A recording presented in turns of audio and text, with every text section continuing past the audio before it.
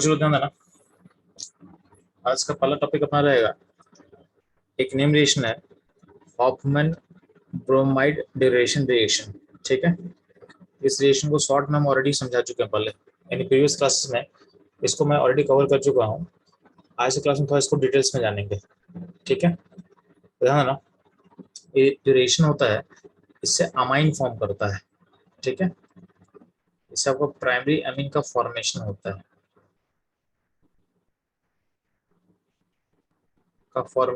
इससे। ठीक, पॉइंट होता है इसका रिएक्टेंट कौन होता है, तो इस रिएक्शन का जो रिएक्टेंट होता है वो होता है अमाइड। इसका जो रिएक्टेंट होता है अमाइड। कैसा अमाइड? Primary amide. इस तरह का जो अमाइड होगा इसका रिएक्टेंट होगा। ठीक, और इसका रिएजेंट कौन होता है? तो रिएजेंट होता है OH माइनस एन Br2। मतलब रिएजेंट क्या होगा? तो बेसिक मीडियम प्लस Br2। अब ये बेसिक मीडियम कहीं से भी आ सकता है, आपका जो OH का सोर्स है कुछ भी हो सकता है। जैसे OH कहाँ से आ सकता है? तो OH जो होगा NaOH, KOH, RbOH, CH whole twice, even आपका basis salt plus water, sodium carbon plus water. तो सोडियम कार्बन एक बेसिस सॉल्ट है, तो उसके हाइड्रोलाइसिस से कहीं ना कहीं आपका OH प्रोड्यूस होगा।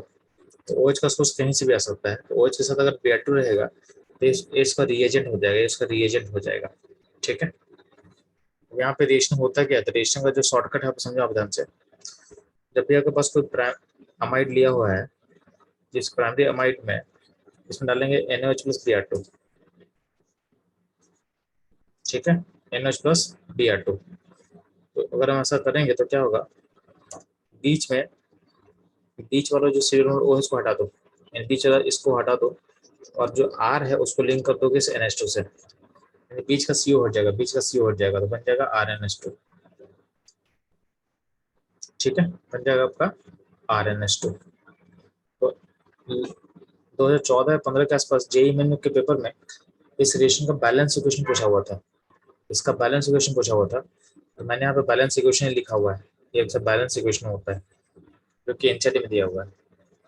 अगर आपको बैलेंस इक्वेशन याद नहीं है तो बस आप इसका रिएक्टेंट एंड प्रोडक्ट को याद कर लो सारे को, तो भी आप बहुत इजीली इसको बैलेंस कर लोगे।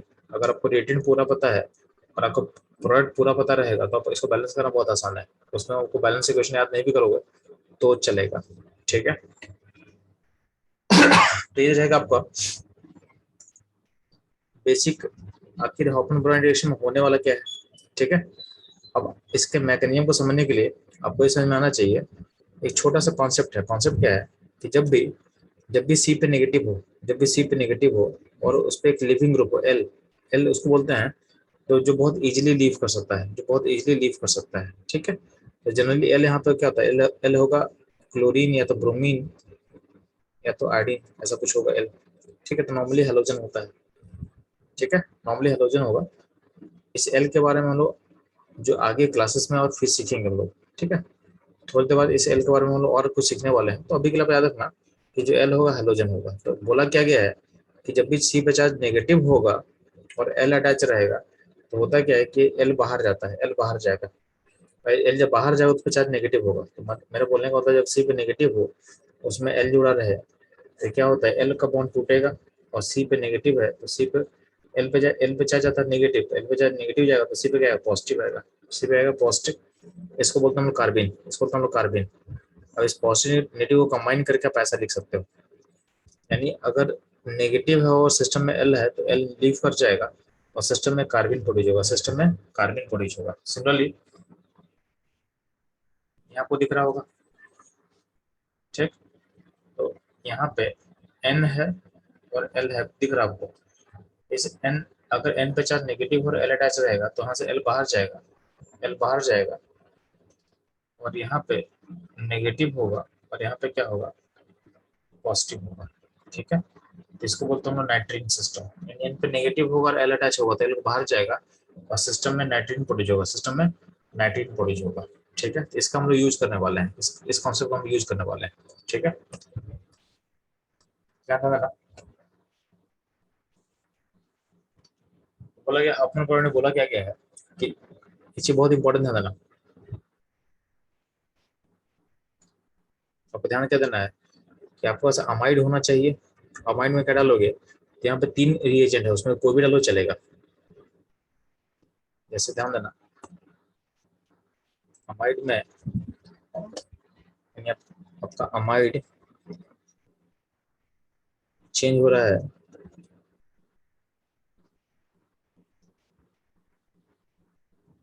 और अमीन बनेगा, तो इसका रिएजेंट क्या हो सकता है। तो मैं क्या बोल रहा हूँ, क्या NaOH प्लस Br2 लिखो तब भी चलेगा, ठीक है। और क्या लिख सकते हो आप, और और अब OH माइनस Br2 लिखो तब भी चलेगा, ठीक है। और अब लिखो NaOBr तो भी चलेगा, ठीक है। या फिर आप लिख सकते हो OBr माइनस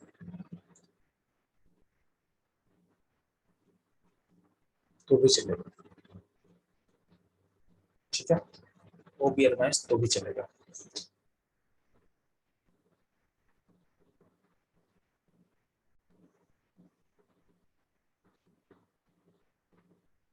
ठीक है, मैंने बोले कि इसमें से कुछ भी दिया रहेगा ना तो आपको डायरेक्टली पहुंचा देना किसमें, अमाइड सेशन को पहुंचा देना है यहाँ पे। होता क्या है कि आप लोग स्टैंडर्ड जो स्टैंडर्ड क्या होता है कि आपको दिया रहता है NH प्लस Br2 दिया रहता है जनरली सिस्टम में। हम बोले कि अगर नहीं भी दिया रहेगा, अगर OH माइनस Br2 दिया रहे या फिर NOBr रहे या फिर OBr माइनस है तो भी सेम ही काम करेंगे, तो भी हम लोग सेम ही काम करने वाले हैं, ठीक है। तो ये आपको याद रखना चाहिए कि इसमें से कोई भी रिएजेंट दिया रहेगा तो अपना काम हो जाएगा, ठीक। नहीं ध्यान देना। तो चलते हैं इसका मैकेनिज्म पे। मैकेनिज्म में क्या बोला हुआ है कि आप चूंकि सिस्टम में क्या लेते हो, अमाइड लेते हो। सिस्टम में हम अमाइड लिए, अमाइड में जब डालेंगे OH माइनस तो OH माइनस क्या करता है, एसिडिक एच निकालता है। इस सिस्टम में एसिडिक एच आपको कहाँ दिख रहा है,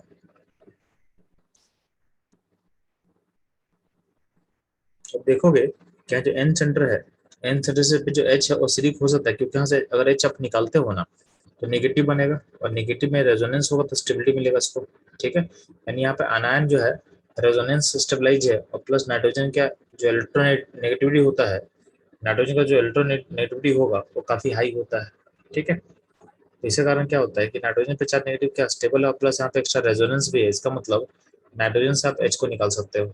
तो होता क्या है, जो बेस है तो नाइट्रोजन पोजीशन से एच को निकालेगा तो बनेगा आपका अनायन, क्या बनेगा, अनायन बनेगा, ठीक। अब जो एन पे जो नेगेटिव बना हुआ है, नेगेटिव क्या करेगा, ये बगल वाले Br2 यानी सिस्टम में Br2 लिया हुआ है, फिर Br2 पे क्या करेगा,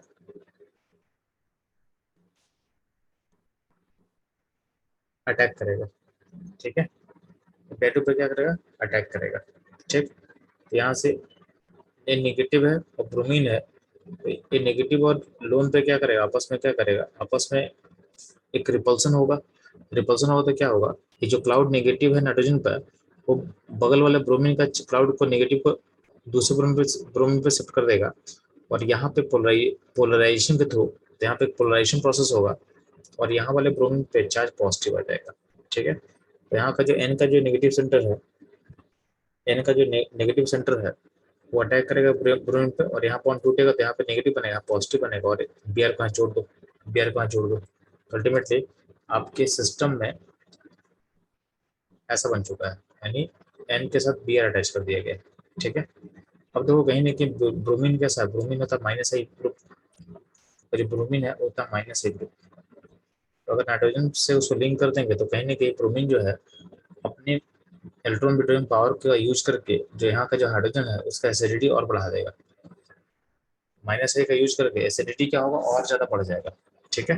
यानी एन का जो एच है और ज्यादा एसिडिक हो चुका है, तो फिर से बेस लेंगे, फिर से बेस लेंगे तो क्या होगा, यहाँ का एच निकल जाएगा, तो आपको बन जाएगा N-Br, यानी आपका ये बन जाएगा फर्दर आपका जो प्रोडक्ट है।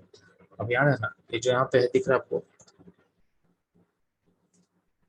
तो इसमें देखो एन पे नेगेटिव है, और Br क्या है, Br एक लिविंग ग्रुप है, बी आर क्या है, एक लिविंग ग्रुप है, एन पे नेगेटिव है और बी आर क्या है, लिविंग ग्रुप है।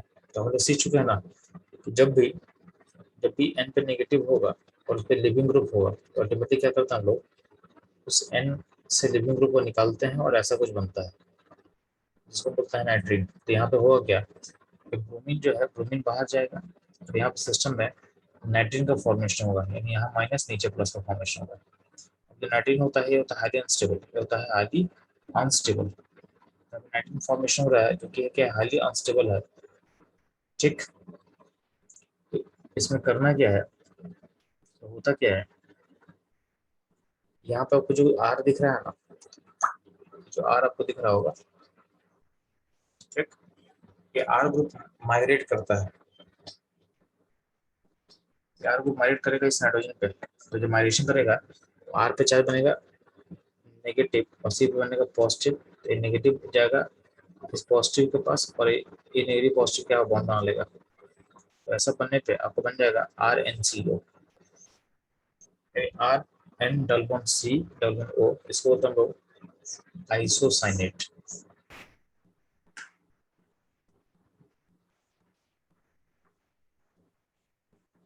ठीक है। तो बन गया आपका आइसोसाइनेट।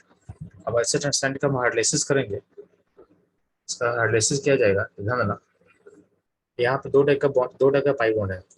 पहला पाई बॉन्ड है आपको NO का और सेकंड पाई बॉन्ड है C और O का। तो पता होना चाहिए ज्यादा स्ट्रॉन्गर वन होता है तो ज्यादा स्ट्रॉन्गर होता है C और O का।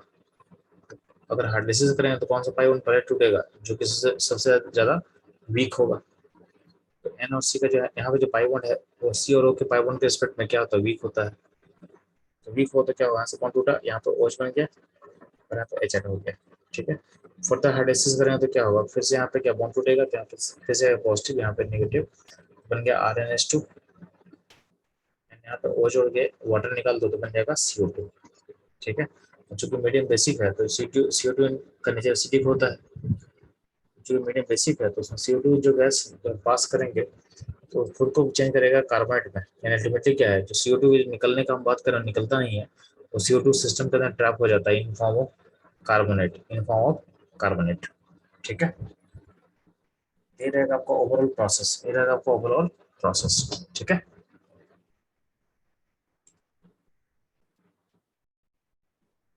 तो चलो हॉफमैन ब्रोमाइड पे क्वेश्चन छोटा सा दिया हुआ है, बोला गया है which are the following which will not give the Hoffman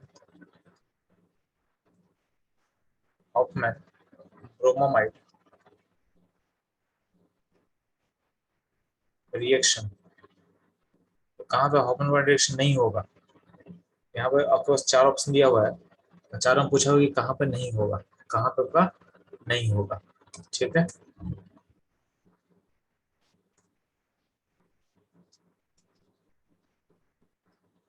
तो फटाफट मुझे बताएंगे कहाँ नहीं होगा।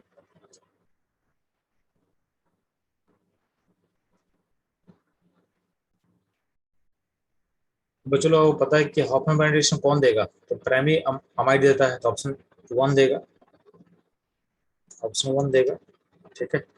ऑप्शन थ्री भी देगा, बचा हुआ ऑप्शन टू एंड फोर है जिसमें थोड़ा प्रॉब्लम होगा आपको, ठीक है। तो ध्यान ना, टू नंबर और फोर नंबर में, जो फोर नंबर आपको दिख रहा है ना, फोर नंबर ये बेसिकली कोई नया चीज नहीं है। अब ध्यान ना, ऊपर में जो मैग्नीशियम पढ़ रहे थे, तो यहाँ ध्यान ना, यहाँ पे बीच में एक स्टेप बनता है, यहाँ पे देखो, यहाँ पे NHBr लगा हुआ है, यानी अब जब प्राइमरी अमाइड से स्टार्ट करते हो तो अगले स्टेप के बाद क्या बनता है, यहाँ Br अटैच करता है, ठीक है। तो वो भी तो कहीं ना कहीं बीच का ही इंटरमीडिएट है, बीच का ही इंटरमीडिएट है। तो अगर अमाइड देगा तो वो इंटरमीडिएट भी देगा, ये भी आपको देगा, ये भी आपको रेशो को देगा।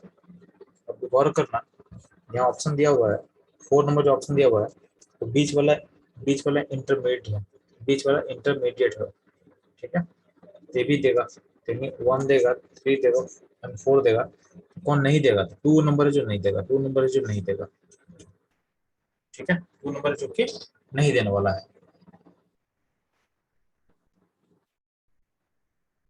बच्चों लोग नेक्स्ट मूव करते हैं, रिएक्शन ऑफ RCOCl सिस्टम, ठीक है। यानी CO के साथ अगर L लगा रहेगा, आपके सी डब्ल्यू ओ के साथ अगर एल लगा रहेगा, एल मतलब होता है लिविंग ग्रुप, एल मतलब होता है लिविंग ग्रुप, तो क्या होगा, इस टाइप का सिस्टम जो है ये जाता है न्यूक्लियोफिलिक सब्स्टिट्यूशन रिएक्शन जाएगा, न्यूक्लियोफिलिक सब्स्टिट्यूशन रिएक्शन होगा वाया न्यूक्लियोफिलिक एडिशन रिएक्शन, यानी पहले न्यूक्लियोफिलिक एडिशन होगा, उसका क्या होगा, सब सब्स्टिट्यूशन होगा। फॉर एग्जांपल RCOCl लगा दिया, तो न्यूक्लियोफाइल जब ऐड होता है तो क्या होगा, न्यूक्लियोफाइल ऐड होगा और सील बाहर जाएगा, यानी जो एल है बाहर जाएगा।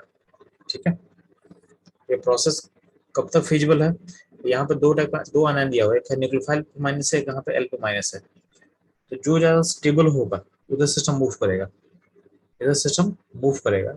अगर सिस्टम में एल स्टेबल है, एल ज्यादा स्टेबल है तो सिस्टम फॉरवर्ड मूव करेगा, और न्यूक्लियोफाइल ज्यादा स्टेबल होगा तो सिस्टम बैकवर्ड मूव करेगा, सिस्टम बैकवर्ड मूव करेगा। ठीक है, फॉर एग्जाम्पल ध्यान देना, अगर मान लेते हैं कोई स्टर है, इसमें डालते हैं NaCl, यानी यहाँ अनन का सील माइनस है, तो अगर सील अटैक करेगा और बाहर जाएगा, तो यहाँ गौर करना, यहाँ पे अनन सील माइनस और यहाँ पे अनन अनन क्या बना है, आर माइनस। ठीक है, तो आर माइनस सील माइनस में स्टेबल कौन होगा, तो वैसे सील माइनस स्टेबल होगा, स्टेबिलिटी में सील माइनस हमसे आगे रहता है, तो स्टेबिलिटी में सील माइनस आगे रहेगा, इसका मतलब क्या है, सिस्टम फॉरवर्ड नहीं जाएगा, सिस्टम फॉरवर्ड नहीं जाएगा, इसे बोलोगे आप नो रिएक्शन, इसे बोलोगे आप नो रिएक्शन। ठीक है, इसमें होता क्या है, तो सिंपल सा चीज है कि RCOL अगर रहेगा तो सिस्टम पे पर न्यूक्लियोफाइल अटैक करेगा, यहाँ कार्बन से न्यूक्लियोफाइल को जोड़ दियो। ठीक है, अब यहाँ जो O है, O वापस अटैक करेगा L पे, यहाँ पे डलूंगा O फिर से बनेगा और न्यूक्लियोफाइल न्यूक्लियोफाइल फिर से आ जाएगा। ठीक है, अब पॉइंट आता है यहाँ पे L क्या क्या हो सकता है, तो ध्यान देना यहाँ पे L जो हो सकता है, यहाँ पे L होगा या तो हेलोजन, या तो OR, या तो OCOCr, या CH3, या ODS, या इसको बोलते हैं हम लोग केमिस्ट्री में ट्रिफलेट आयन, ट्रिफलेट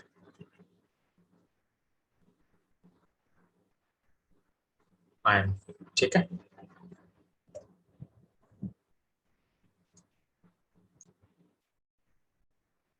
चलो, आप लोग को प्रॉब्लम हो रहा है कि RO माइनस और Cl माइनस में स्टेबल कौन है, पता कैसे करें, तो अगर आप देखोगे तो आपको पता होना चाहिए कि जिसका साइज लार्ज होता है उसमें उसमें चार्ज स्टेबल होता है, ये साइज जितना बड़ा होगा उतना ही क्या होता है, चार्ज डेंसिटी क्या होता है, कम होता है। ठीक है, तो साइज बड़ा किसका है, Cl माइनस का है, तो स्टेबिलिटी क्या होगा, इससे ज्यादा होगा। ठीक है, अगर बात करोगे आप इलेक्ट्रोनेगेटिविटी के बेसिस पे, तो आपको लगेगा कि RO माइनस ज्यादा स्टेबल है, बट होता क्या है लॉजिकली कि Cl माइनस का साइज काफी लार्ज होता है, तो साइज लार्ज होने के कारण क्या होता है, चार्ज का जो प्रेशर होता है, चार्ज का प्रेशर जो होता है सिस्टम पे घटेगा, सिस्टम घटेगा तो क्या होगा, सिस्टम क्या होगा, स्टेबल होना चालू करेगा, सिस्टम स्टेबलाइज होना स्टार्ट करता है। ठीक है,